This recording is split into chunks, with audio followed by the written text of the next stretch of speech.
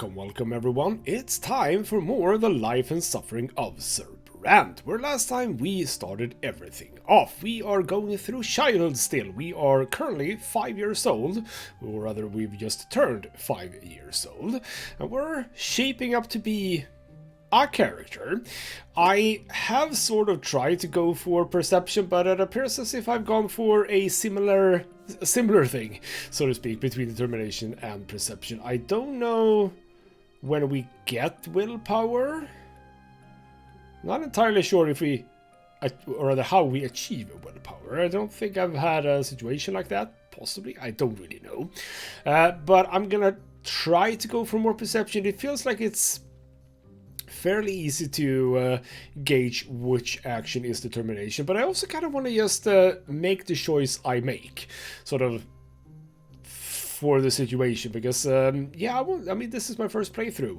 I have no idea what's going on, so just going for what I want might be exactly what I want to do. So if I go for more determination, that's basically just what's gonna happen. But we have a couple of destiny things that will require either or of these. So if we go in here, we have the fencing lesson that has the determination. And also train with father, which seems like a good opportunity, or rather possibly something that we can do, because we are, after all, a little bit more aligned towards our father. We also have the insight, which is something to do with playing with ants. I don't know when I'm gonna do that. And then there's also kiss the sword, which I now know means that I have the same lot as my brother. Currently I am not of the same lot as my brother, or half-brother maybe I should say, because I do have an actual brother now, which is kind of fun. And obviously I haven't died yet, so I might be avoiding this. I'm not entirely sure. Did I want that? Can I have all 4 of these? I have no idea. No idea whatsoever. But we are continuing with year 5, and we're going with toy soldiers here, and our father apparently. So you wake up to father's touch on your shoulder. He's finally back home after a long trip. And Chris, today is your special day, the day when you begin your studies. Now teachers will be coming to your home to teach you, and you must do everything they say. Be diligent in your studies, and you will grow closer to the nobleman's lot. And that is probably what I want, because if it is a possibility, I would like to sort of just destroy this whole caste system that we have going on. And I think it might be a little bit easier if I am actually of the nobleman's lot. I'm just thinking that that might be it. I don't think I can become a priest, so this will probably have to be my go-to strategy, so to speak. Well, and since you must remember this day, a present is in order. Lydia, get our little schoolboy dressed, and I am taking him to the market district. Ah, our first venture into town. Cool. Stefan wants to come with you too, but father shushes him sternly. This is your day. Your other brother is hurt to hear this, but stays quiet. Why would you be hurt to hear this? You probably have the same thing yourself. Bloody hell, Stefan. Grow up. I mean, grow up more. And there we go. An open carriage takes the two of you through the dusty, noisy city streets, a pleasant wind tussling your hair. Your city is called Anisot, that you already know. This is one of the largest cities in the entire empire. There is a big shadow on the street. It comes from the white foliage of an enormous tree that spreads its branches all over the city. Ooh, cool. My son, did you know that the silver tree grew from the blood of our gods' own disciples? It has been growing here for hundreds of years, right in our city. It cannot be damaged or burned, not even the clergy know why. Ooh. And we're in some shop here. The carriage comes to a halt by a small shop next to a city square. You run there in and freeze by the stalls in excitement. The shop is packed with dolls and figurines and toys. You've never seen so many at once before. Lovely. Kids' favorite store, the favorite store for all kids, the toy store. Have you chosen your present yet? Father asks. You have. You want the Holy Order set, which includes several figurines of the Empire's greatest warriors of all time. You rattle off everything you know about the Holy Order. They were the ones who aided the Emperor's own forces in seizing the province of Magra and storming our city. That's how we joined the Empire. Your father nods in approval. Lovely. Very well. War isn't your lot for now, but maybe these toy soldiers will teach you to think like a general. You will lead them into battle and study military strategy. Go ahead, take your present. Having said this, father turns away to examine the books. You run to the box of toy soldiers, delirious with excitement. But there's a fancy-dressed boy in your way. He's about to take your warriors for himself. He elbows you aside and reaches for the box. Anger overcomes you. You push him from behind. Your opponent falls to the floor. I like how it's now my opponent. Alright then. The rich boy screams so loudly everybody in the shop hears me. He hit me. He hit me. A tall tower of a man looms over you. This is the boy's father. But then you feel your own father's hand on your shoulders. What happened? He asks me, presumably. You press against father, you mind more of these now, he will protect you. Yes, you shove the boy to the floor in front of everyone, but he tried to take your present for himself. Father turns you around to face him when he hears these words. Is this true, Chris? Did you strike the son of a nobleman? I can admit guilt. This is something that we use willpower for. I'm gonna assume... I assume that uses willpower. It's a lot because I have the right amount. I can't deny guilt, but like, again, which one of these would be perception? I'm gonna go for telling the truth. I think that, you know, that's the honest way to go about the things here. So there we go. It isn't fair to blame you without letting you speak too. You didn't want to shove that stupid boy. He was the one who shoved you first. But the younger nobleman, the boy's father, will not let you finish. Nobody cares a whit for your so-called truth, little lowborn. The law is the law, and your punishment is due. Your father nods in agreement to these words, no matter how sad they may make him.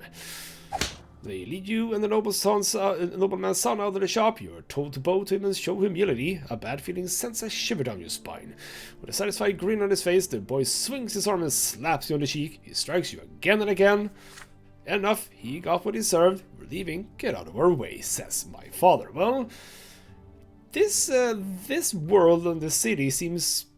They're very sort of strict, and everything is as it is, and no one will really step out of line at all, will they?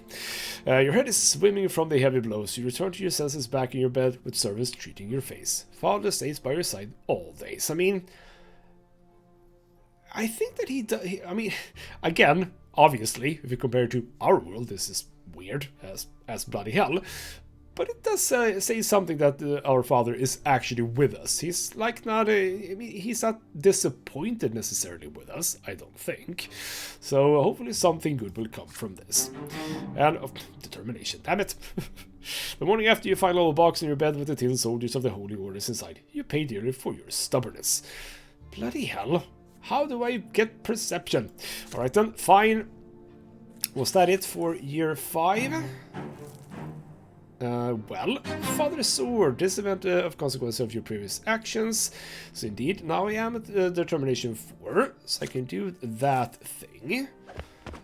So does that mean...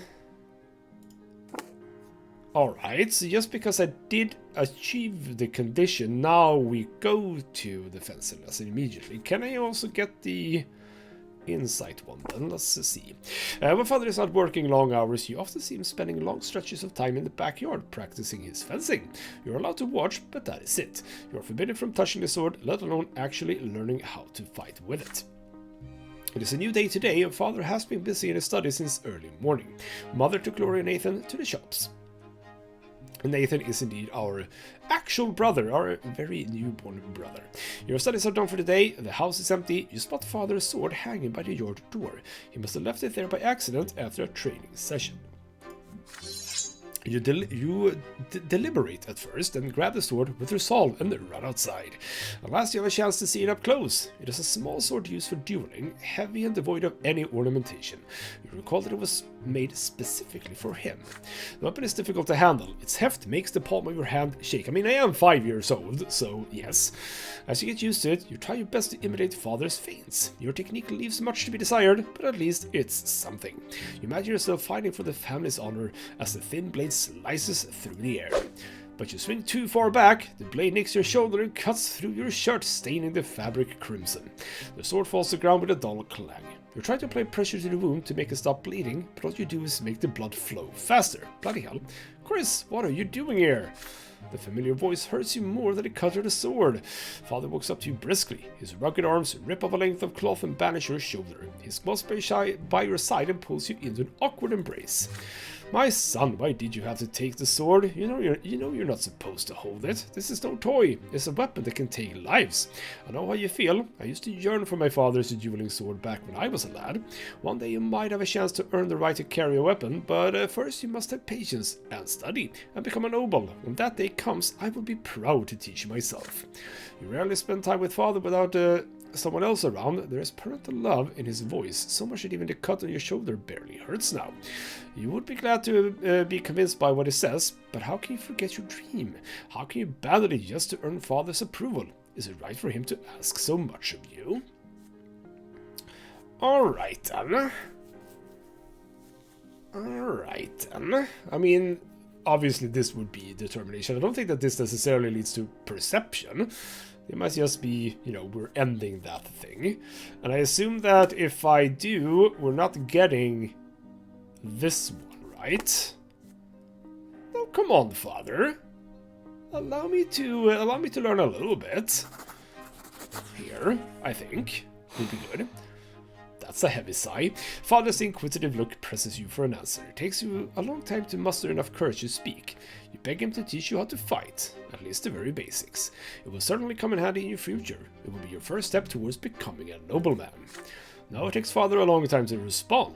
He's about to speak, and you expect a refusal, but he says nothing. He draws a sharp breath again, but remains quiet.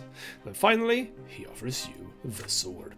But remember this, Chris, you are not a warrior, not yet. You will study this like you study your lessons. He teaches you the first lesson right away. You learn to dodge attacks. Dodge roll! That is what we're learning. There are several times when the tip of the blade cuts the air dangerously close to your nose. It is scary difficult, but you manage it. Bloody hell for a 5-year-old. Jesus. And now I have used willpower. Oh, I am now at negative. Alright. From that day forth, father teaches you the foundations of sword fighting in great secret. You use your passion for tree climbing to explain the cuts you receive during training. Soon you learn how to hold your own in a duel, but will you ever need this art in real life? We shall see. And I get even more determination. I am running really high already. Interesting. Alright then, so that is the event, the fencing lesson. You dare to study fencing like your father, even though you have no right to it by birth. So that is one thing done. But I assume that we're not just skipping to where I'm grown up, right? No, we still keep going 2 more years. So if we go into Destiny now, before we look at anything else I was about to say, no, let's go there later. Alright, the family dinner. Today, father ordered the dinner table to be brought out into the yard. For the first time in months, he's home, outside of the confines of his always locked study. He spent the entire day playing with Nathan and you, discussing various matters with Stefan, now an adolescent, and walking in the garden. And now a dinner under the open sky. Isn't that lovely? The entire family gathers together with father at the head of the table, smiling. He asks each of you about your studies. Nathan climbs up on his knee and recites a counting rhyme in a funny sing-song voice. You're like 6 months old. Are you already talking? That's bloody impressive. Alright, Stefan mentions that his fencing teacher praised his accomplishment. He rises from the table together with father to show his skill in a practice duel. Well, actually, you know what? 1.5 he might actually be. Yes, alright, never mind. 11:22 is when he got born, right? Yes, alright, fair enough. Next comes Gloria's turn. She stands on a chair and recites a lengthy prayer by heart. Mother showers your sister with praise. Father chuckles quietly, hiding a smile in his mustache. When your turn comes, you recite all the ranks in the Legion, from common soldier to high commander. Stefan listens to you with a skeptical look on his face. Night slowly falls, but the servants ensure that the yard is well illuminated. You don't feel cold in the dusk tonight. It feels good, yet so important. All of you are finally together, sitting at the same table, no fighting, just smiles, no arguing, just pleasant small talk. Then a servant approaches father with a leather in his hand. He reads it in the dim light. Each line gradually washes the smile of father's face until only a stone-cold mask remains. Mother looks at father with an unspoken question in her eyes. Gregor Brante is coming back to Anisot. He's the head of our family, my father. Ooh, intriguing. What will that make then? So there's grandfather. Grandfather Gregor Brante returned to the family home from the capital. So, right, we have a new person. For some reason I actually thought that he was sort of not alive, but apparently he is. We have absolutely, well actually we are at -1. She's obviously dead, and true death. True death as well. Alright. We actually have +2 with our father. That's kind of good. We also have +2 with our mother. Lovely. Still 0 with you. Gloria +1. Nathan +1. Alright. Good to know all of that, I suppose. Yes, now we can look at this. So we have indeed done the fencing lesson. That's a thing. For my personal life, apparently, yes. Alright then, the intrusion. Ever since the news of grandfather's impending arrival, there has not been a single day when the house has not been cleaned or decorated. Your parents anxiously make sure everything is in order. They tell you to wash your face and hands after walks and scold you for leaving books on the floor. They tell Gloria she will be flogged if she is ever seen hiding in the attic. They make Stefan stay in his room, even the baby Nathan gets in trouble. Everyone is on edge. He must seem like a pleasant character. Rather, he does seem like a pleasant character, doesn't he? Then one day, grandfather arrives. It is a grim day, so hot your neck is sticky with sweat. Father, mother, Stefan, Gloria, you, and Nathan, the entire Brante family stands on the porch in front of the house. The house servant lined up behind you. The carriage arrives, and out steps a tall, gaunt old man with a heavy walking stick and a heavier gaze. You cringe instinctively. Good health to you, father, says my father. Children, greet your grandfather as you have been taught. Gregor says then, still trying to look like a real nobleman, are you? You can't fool me, Robert. I was the first of the Brante family to be ennobled by the mantle, and I am the only one who remembers how to bear this burden properly. Well, chill out, dude. Jesus Christ, he just got back. You don't have to start chastising him immediately. I live honorably by my lot, says father. Your marriage to that lowborn wench cut us off from ever becoming nobles of the sword. My progeny could have been born bearing noble blood. Oh, well, that would indeed put a bit of a dent in the things, yes. Father, I beg you, this is not the place. Grandfather eyes him with scorn and walks into the house, the entire family following close behind him. And he says, I've been away for far too long. The entire house is a mess. This is an insult. How can you live in such a pigsty, Robert? The servants have grown far too lazy, all thanks to your commoner of a wife. I warned you, did I not? And yet you did as you saw fit. And children, what do they know of tradition or honor? They're being raised in a virtuous family, father. And now you're speaking like a lowborn who's content to live in humility. Twins willing, now that I'm here, this will not happen again. Oh, things are changing, are they? Bloody hell. I'm taking your oldest son to the capital. I see you cannot provide Stefan with a proper education, so I will correct your mistake. How do you know you just arrived? Bloody hell. Your brother's fate has been decided just like that. Father does not object. He orders the servants to prepare Stefan for the journey.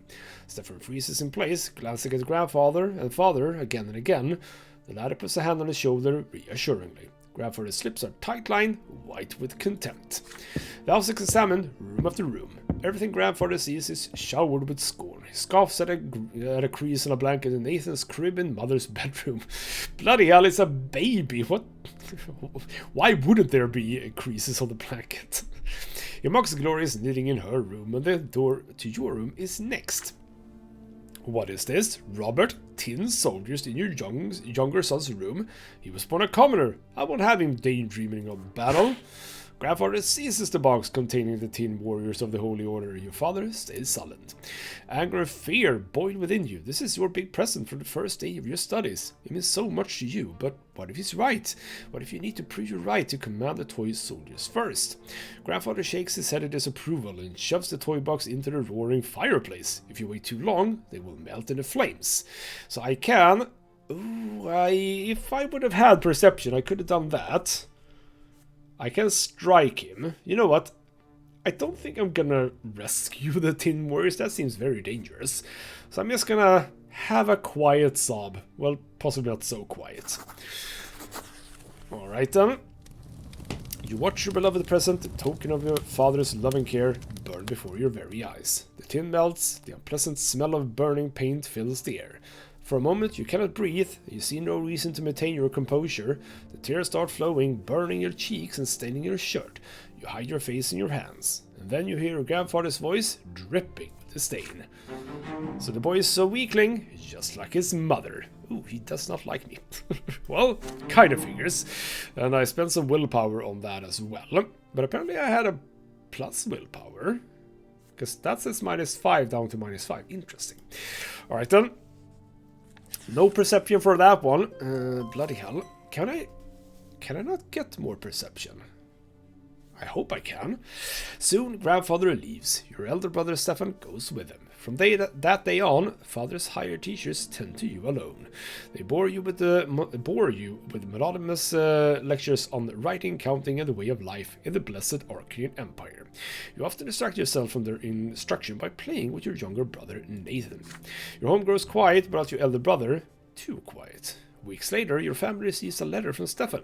Grandfather has sent him to a boarding school for nobles, and he's now studying hard in the preparation for his service as a nobleman. That should have been me. The rules here are way too strict. You can't even sneeze without the teacher's permission. But I've been studying with my peers. We are learning how to live as nobles in a noble society. We're also learning the art of swordplay. That's my favorite part. And with Stefan now at the boarding school, grandfather arrives once more, this time to live in your home. The only good thing is that he often has urgent business in Eterna, the capital of the empire, and has to travel there. One day you ask mother where he lived before. In Eterna, she says, but now his place is here. Alright then.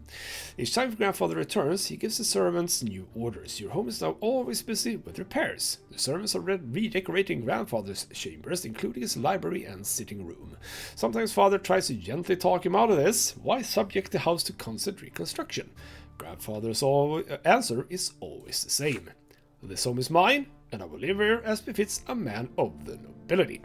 I mean, if you have the money for the repairs and stuff like that, I mean, I don't see a problem with that.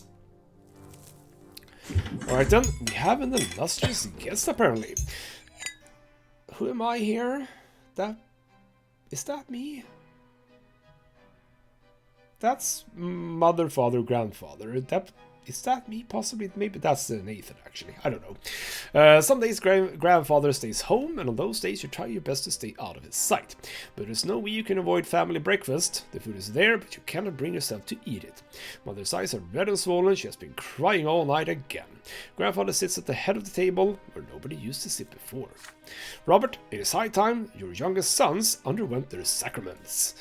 Sir Brante, please, let them live free of the lot for a while longer. They are but... Shut your mouth, says Gregor. Robert, that wife of yours is important enough to interrupt me. If this ever happens again, she'll be eating her gruel with the servants in the kitchen, where she belongs. It is time you consider a real marriage, Robert, one to a woman of the proper station. Gloria drops her fork. Grandfather shoots her a scathing look. A tear rolls down mother's cheek. Father does not look away from the plate, his hands clenched into fists.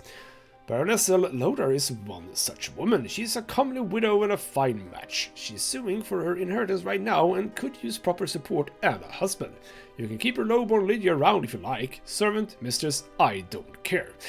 Oh, bloody hell. Good thing I'm not my father. Yes, that's a proper... This is proper Crusader Kings now. I will not do that, father, says Robert. I am the head of this family, and the family standing took a severe blow after you married that commoner. It is unthinkable. How could you give up the memory of beautiful Amalia Elborn for this lowly woman and that bastard child of hers? But now you have a chance to set things right. Don't disappoint me. Father nods curtly, trying not to look in mother's direction. Father, I wish to see Stefan. Says my father. And if I find your conduct in the Baroness's presence satisfactory enough, then you may see him. She's coming for a visit tomorrow. Be prepared. Grandfather wipes his mouth with his napping, throwing it onto his plate, and leaves. Mother's lips move silently. Nobody says a word. The father stands up and orders you and the other children back to your rooms. He needs to speak to mother in private. And later, father comes to your room before bedtime. He sits on the edge of the bed and adjusts a crease in a woolen blanket. He distances himself from you after Stefan's departure, so you're not used to such attention from him. In the candlelight, you can see his face in the dark. There's a sour expression on it. My son, Baroness Emma L. Lodar, will be visiting us tomorrow. Please be polite and treat him with respect. Nathan will do as you do. I want this dinner to be as immaculate as possible. Don't let me down. On the next day, Mother starts dressing you and Nathan for the coming dinner. You see red all around her eyes. She has been crying for a long time. It hurts just to look at her. Nathan starts whining quietly. You and Nathan are dressed in new double, I think. Is it, yeah, double. Your tousled hair brushed into shape. Gloria is told to stay in her room. Father appears wearing his best suit. Mother's in a humble brown dress, looking pale. Grandfather has an uncharacteristically contented look about it. Well, of course he has. He's getting his way. You hear the sound of wheels and hooves against the cobbles in the yard, and then a pair of dainty heels come clacking. The antechamber is completely quiet and still, fearing Grandfather's observant eye. The door opens. You see your guest, a beautiful, dark-haired woman in a dress of elegant deep blue. Bloody hell, yes indeed, that. Oh, she's a seductress. Father takes the hand of Lady Ella Lodar and kisses it, showering her in compliments while he's doing his part then. Grandfather's face is beaming in her presence. No one is even bothered to introduce Mother. Baroness, allow me to introduce you Robert's sons, Chris and Nathan Brante. Frankly, it's his eldest Stefan who deserves the most attention, but currently he is studying in Eterna with other young noblemen like himself. It is my hope that his younger sons will also make me proud one day. Well, that's... I don't know if that's a lie, or if he's just sort of trying to be positive here. Grandfather eyes you with a probing look. How will you act in front of the Baroness? Will you accept her here, next to your mother, your father's rightful wife? I shall greet her properly, and... again... Oh... Demand that might be included if my father would have been at the grateful level and I would have had more perception. Oh, bloody hell, that's an interesting one. Would love to replay the game to get to that. I will greet the Baroness politely, as is my station, sort of. You follow father's example and kiss the Baroness's fingers gently. Her laughter fills the antechamber, ringing like chimes. You gallantly offer to lead her to the sitting room. Lady L. Lover graciously agrees. Behind your back you can hear Mother sobbing. Well... I'm sorry, Mother, we weren't really at the best of terms anyway. Grandfather and Baroness Lodar engage in small talk over dinner. She tells him of the woes of litigation over her late husband's inheritance, and he advises her like the judge she is. Father is mostly silent, only getting in a word or two. You do your absolute best to behave yourself. Is my grandfather trying to seduce her himself? Maybe. I mean, we don't know who... here we go. We don't know who his wife is. Alright then. After the decorous farewells to Lady Lodar, Father quietly thanks you for your model behavior. The morning after, he leaves for Eterna with the grandfather to visit Stefan, so it turned out well after all. Mother spends almost an entire day in her bedroom. You cannot bring yourself to speak to her. Father returns from the capital in a quiet rage. You overhear your parents talking. Apparently Grandfather has already poisoned Stefan's mind against him, and he greeted Father with cold hostility. The name of Baroness Lodar is never mentioned in the house again. Bloody hell, good job, Grandfather. And yes, indeed, my mother is now not liking me as much, but my father is, however, so he's now sympathetic of me. Alright, so is that up 3 out of 5. It looks like 3 out of 5 then. But I want more perception, damn it. And Gregor? Okay, Gregor likes me a little bit more. Good. Reputation goes up. Oh. Ah, that is the family reputation, yes. But the unity goes down. That is... those are gonna be hard to get both of them up, I suppose. Bloody hell, that's gonna be difficult. Yes, indeed. No perception. Have I reached my max there? Because that's a bit sad if that is the case, but we will have to roll with it, I suppose. Alright then, so we are now 7 years, right? Yes, indeed, 7 years old. And the kaleidoscope. Father now checks on your studies often and nitpicks you for sitting or eating or speaking in an incorrect fashion. Once he becomes so annoyed, he says that he wishes Stefan had been the one to stay home instead of you. Am I that bad? Really? I hope I'm not. You never expected to hear those words from your father, of all people. Grandfather's trip to the capital took longer than expected. It feels lighter around the house without his presence. You allow yourself a little change of scenery. Instead of your room, you now busy yourself with reading and calculations in the sitting room across from the open door to the yard. Gloria has joined you today. She has already helped you progress through several complex passages in the book. Right now, she seems preoccupied with a strange tube. And yes, indeed, we haven't really hung out with my sister for quite some time, it feels like. So aren't you hurt by the way grandfather treats you, I ask? She just shrugs. Grandfather always says they should get rid of me. I'm used to it now. Here's you a lot worse because you're closer to him. I just have to stay out of his way, that's it. She shows you the strange tube she has been holding all day.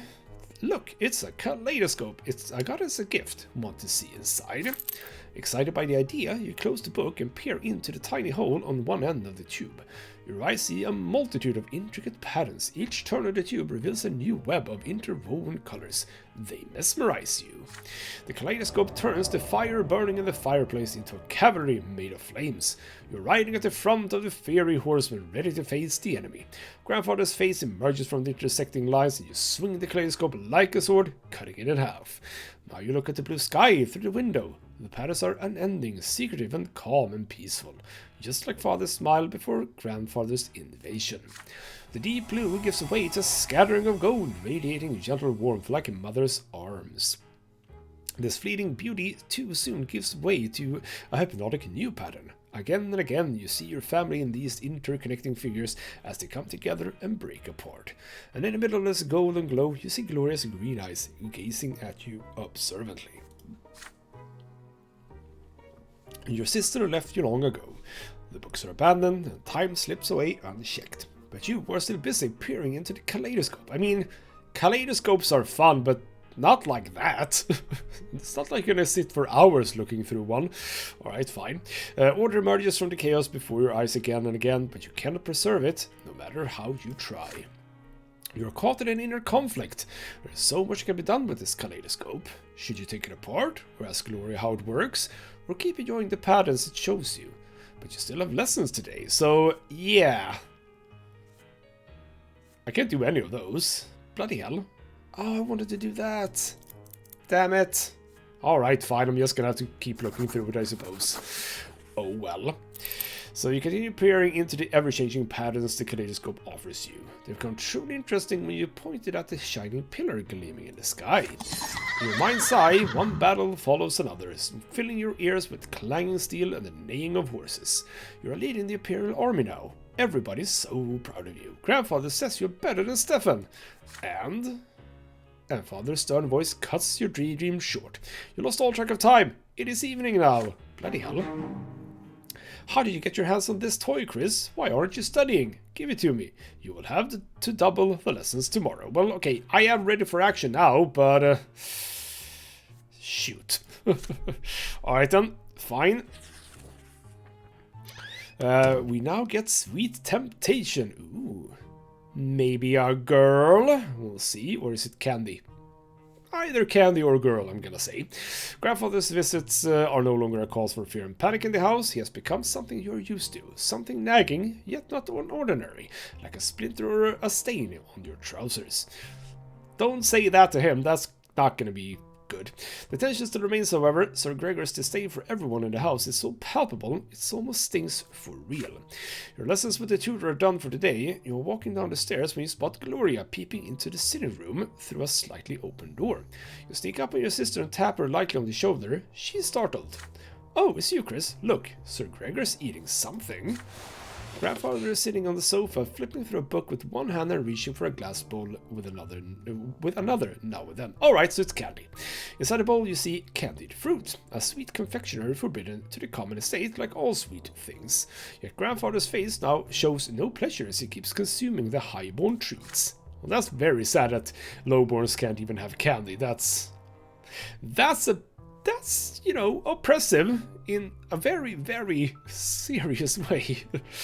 The clock strikes 3. Grandfather rises from his seat, puts away the bowl on a shelf and leaves for the yard. He always takes a walk in the city at this time. Gloria nudges you with her elbow and looks at the candy bowl when you look at her. Yes, the first emotion you feel is fear, but next comes curiosity. and it is stronger. Stefan used to boast that candied fruit tastes incredible, and now you have a perfect opportunity to try it. You try candied fruit first, the sugar starts to melt as soon as you put it on your tongue. It is so sweet. You have never eaten anything as good as this. You take the whole bowl off the shelf and give it to your sister. She takes the fruit and brings it to her mouth, carefully, like a rare treasure. There's a thumping on the stairs, footsteps accompanied by the knocking of a walking stick. You have no idea why, but grandfather is back. You quickly hide behind the sofa and pull Gloria after you, but she's frozen in place with the bowl in her hands. Oh no. The door opens, grandfather's menacing fingers advances on Gloria, his hand seizes her arm. You squalid, ungrateful, lowborn child, how dare you bite the hand that feeds you? I mean, it's not food. Bloody hell. You and your trollop of a mother would be sleeping in a dish if it weren't for my spineless son. The sweet and pleasant things in life are for the noble estate, not for the likes of you. Did you forget your lot?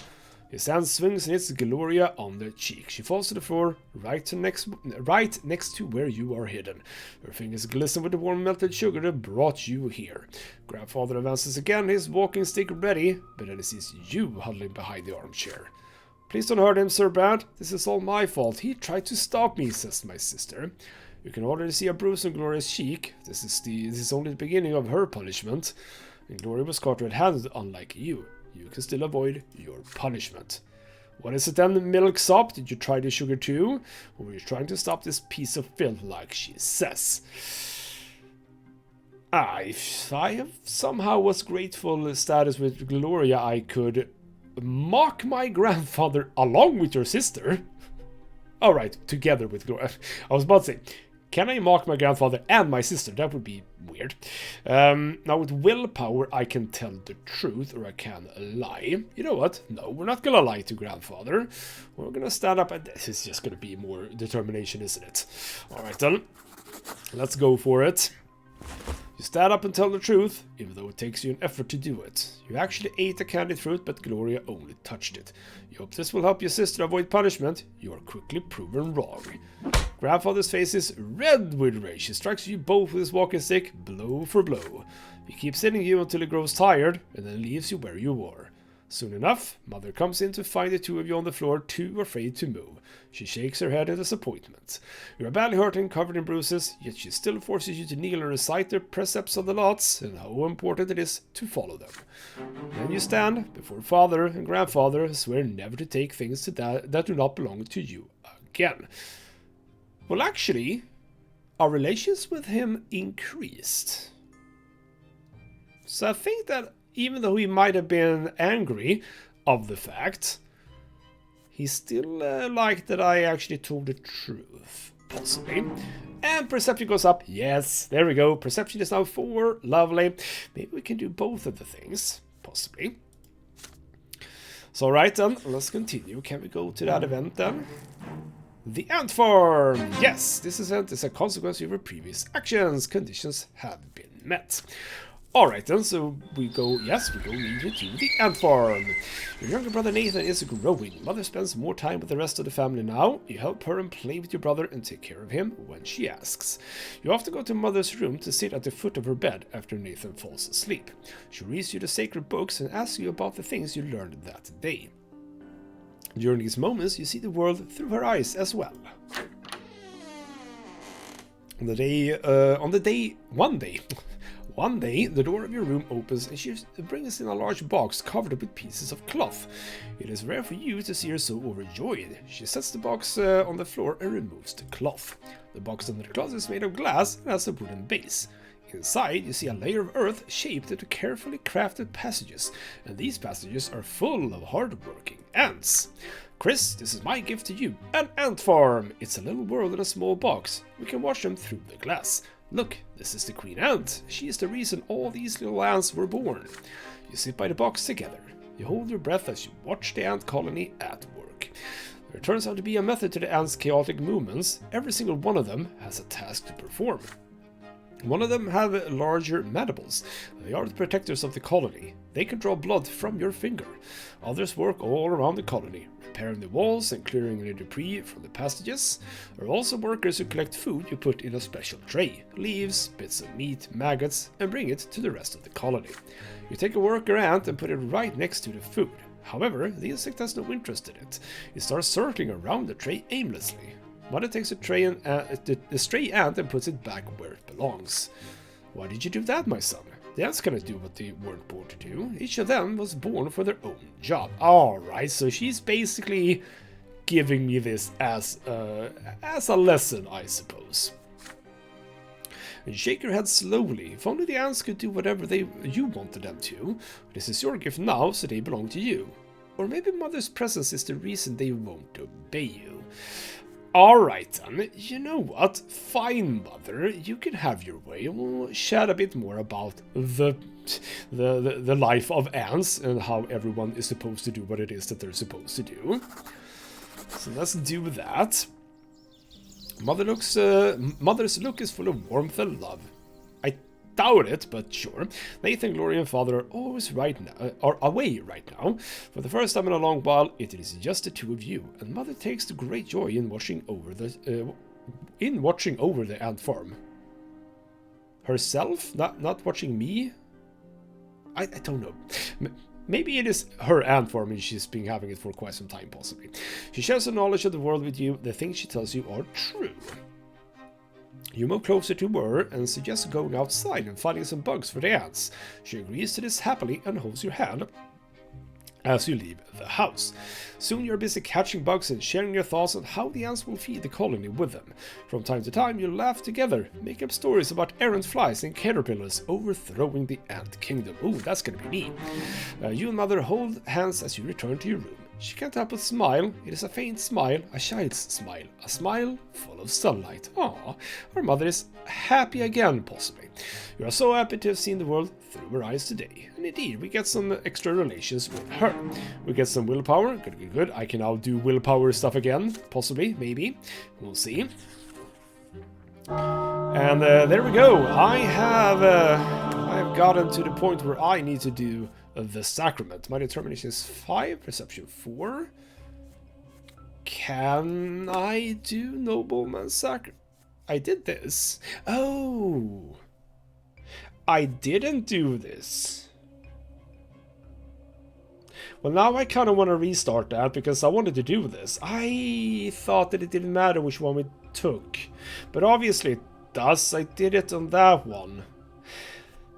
You know what? I will replay that because I definitely wanted to do this. Alright, you know what? This is not gonna happen a lot of times. Basically, no times, apart from this one. But on this occasion, I thought about this the wrong way. I wanted to do this, but I chose the wrong answer, so to speak. So, you know what? Allow me one sort of restart of a chapter. Or maybe I can't, because I think I can actually only restart the entire chapter. Damn it. I don't think there is a way to do this, because in settings, I can only go to the main menu and resume. I can't click any of these. In the Destiny, I can only... Can I... Well, actually, can I... I don't think I can do anything here. Like, I can't click anything here. That's the fencing lesson. Yeah, I don't think I can restart everything, because that's the entire chapter. I only want to go back. I only want to go back 1 year. Alright, then fine. It will have to stand then. I mean, alright. That's also fine. I chose what I chose, and I chose... Again, not wrong. Well, I did choose wrong with consideration to this.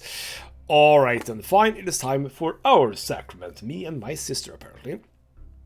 So, is she the same? It actually doesn't say what her age is. Alright then. Father and Mother have been focused on Nathan and you since early morning. Instead of breakfast, you are told to say your prayers, wash your hands and faces, and get dressed in plain white shirts. Today is the day of your sacrament. And Nathan says, Mother, I want to go play in the yard. No, no playing today, says Mother. You and Chris are big boys now. It is time for you both to have your first sacrament. Well, bloody hell, he's getting it young. No one can live without a lot. I don't want a lot. Well, good on you, Nathan. I agree. Be quiet and listen, says Father. You were born commoners, so you must accept a lowborn lot before the twins. When you grow up, you will get a chance to earn a noble lot. Father and Mother takes you to the carriage. Nathan is hungry. He starts whining. Grandfather is the last to get in the carriage. His eyes are on you and your brother, looking for every fault. Soon the carriage is moving along the streets of Anisot, slowly and solemnly.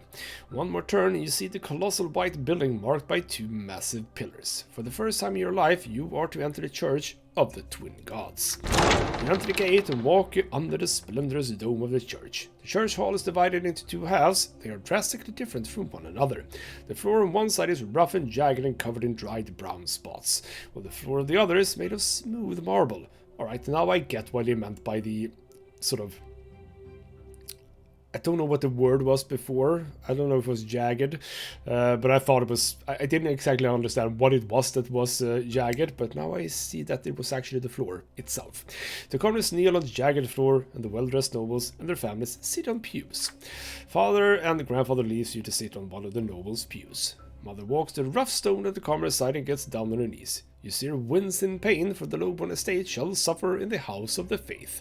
The church acolytes surround you and lead you to the altar, where you and the other children will take your sacrament this day. Before you stands a tall priest, dressed in black, with a sword in one hand and a hefty whip in the other. Nathan's whining grows louder. He dislikes this place. He's scared. You remain quiet, but your stomach roils in uneasy anticipation.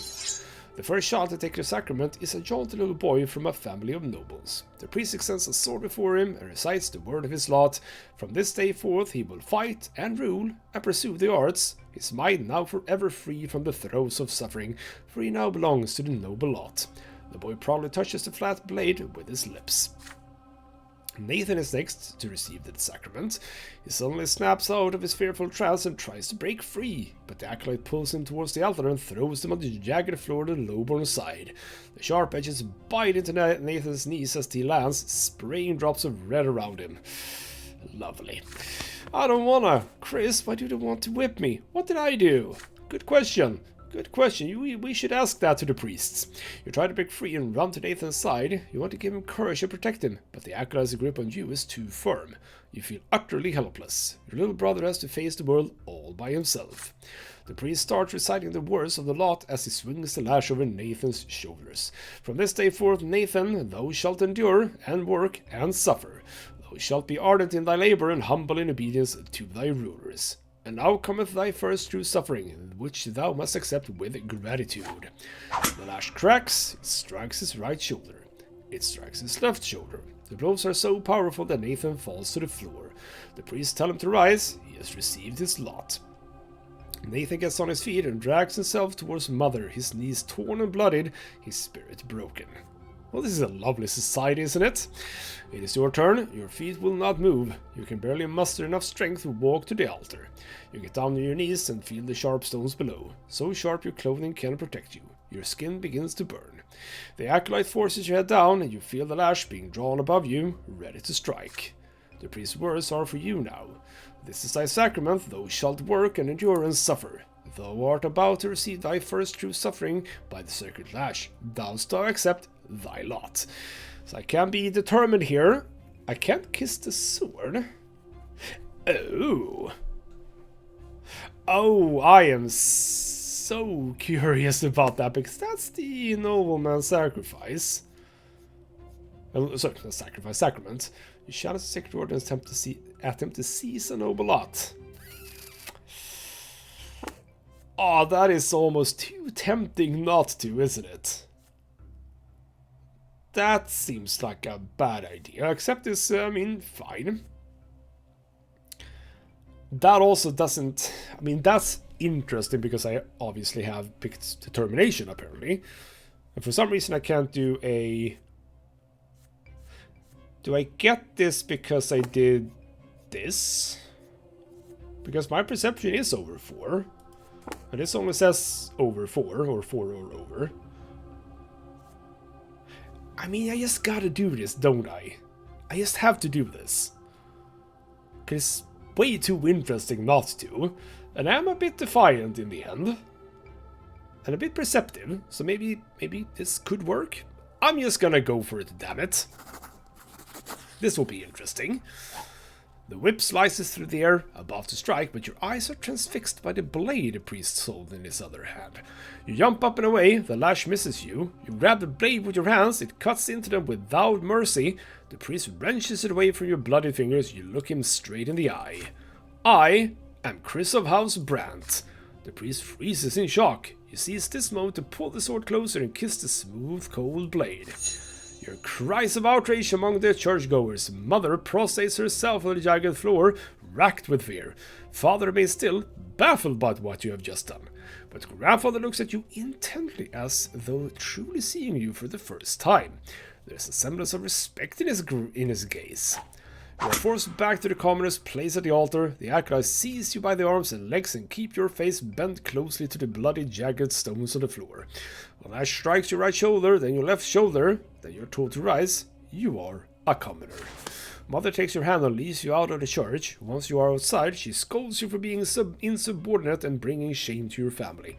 Nathan holds your hand as you walk, his tearful face a mixture of confusion and awe as he looks into your eyes.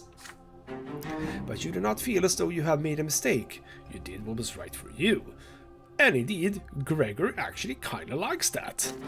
And I get determination. Actually, perception goes down. Oh, bloody hell. Alright, I was going for perception, but apparently I go for determination. That is what I'm doing. Alright then, fair enough. Let's move on. And the sacrament has been made. You have taken your first sacrament and received the commoner's lot. I couldn't really do anything but that, I suppose. At least not how I did it. And indeed, nobleman's sacrament has happened. I challenged the sacred order. Let's see where that takes us in the end. But with that, childhood is ending. The mark left on you by the sacrament takes a long time to heal. Mother says it is a reminder of your lot, suffering and sufferance, pain and patience. Gloria shows you the mark of the lash on her shoulders one day. It will never disappear. You're a commoner now. This is the lot you were born into. But Father keeps telling you to study hard so you may yet earn a different lot and become noble of the mantle. You recall the past with warm sadness. When Stefan still lived with you, or when he wrote to you for a time shortly after you left. Now he thinks it beneath him to write to the commoners in his family. Mother didn't lock herself in the bedroom as often back then. This changed shortly after Nathan was born. But, most importantly, you missed the time before the terrifying figure of your grandfather was constantly looming over you.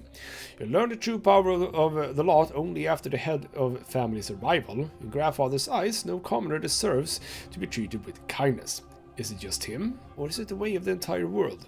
The very thought makes you queasy. You are older now, and, what's more, you are an elder brother now. I mean, I was that before as well. You learn how to care about someone else, how to teach and protect. Soon you are a small boy no longer. As the days pass, play gradually gives way to laborious study. Or laborious, maybe you should say. Laborious study.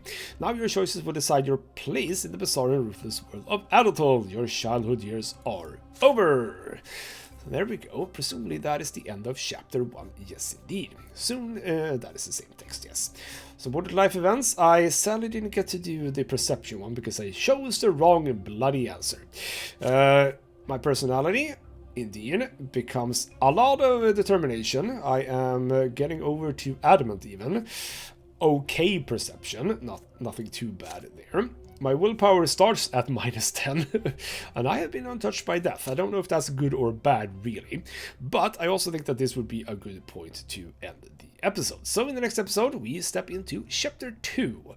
We become an adolescent, and exactly what that means? I mean, are we gonna keep doing this, or is this just as it is? Because you definitely would be changing this throughout your life, wouldn't you? I don't know. How's the house looking? We are in a modest position. We have moderate means still. There's a bit of disagreement. It is very sad indeed. Stefan, still the heir.